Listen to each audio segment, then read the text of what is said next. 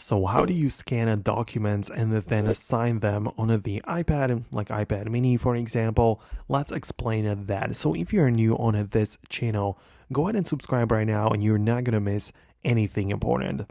Essentially, you can scan documents on your iPad using built-in methods. Just find the Files application, which is like this blue folder icon, and open it up. Then decide the location of the document, which usually in my case, I just go to the On My iPad folder, which is the local storage, and I choose a folder right here. So whenever you decide it to be, tap on the three dots and click on Scan a Document.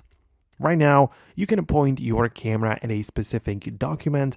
It will try to recognize it automatically, right? Like it will try to point out at the corner so it can just create the document. But even if it doesn't do it perfectly, you can adjust it later or use the shutter button manually. But once you have it, then you can just confirm it by clicking the check button right there, and the scanned document will be saved in that particular folder. Now, once we have it scanned and saved, we can add the signature. So you have more options. At first, you can just tap on it to open it up, of course, and ensure that you either click the markup button, which is like this pencil, which lets you draw on the document, right? Which you can use your finger or Apple Pencil, choose the color of the pen type and thickness, and you can just draw on the document, right? So if you have a place for a signature, you can use your finger and assign it easily.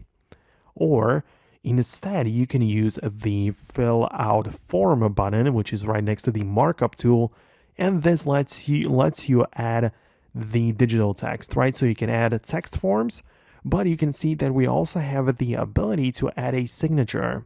So you can basically set up a signature for your iPad and then have it saved, and you can just add it like this, so you don't have to perform it manually every single time, but rather you just import it from the saved option right there. So that's another option right here. Now, if you like this type of videos, let me know about it down below in the comments. And if you have more questions, subscribe and leave them in the comments as well. Perhaps I'll make an updated video, so I just don't want you to miss it. Thanks a lot for watching, and I'll see you in the next tutorials.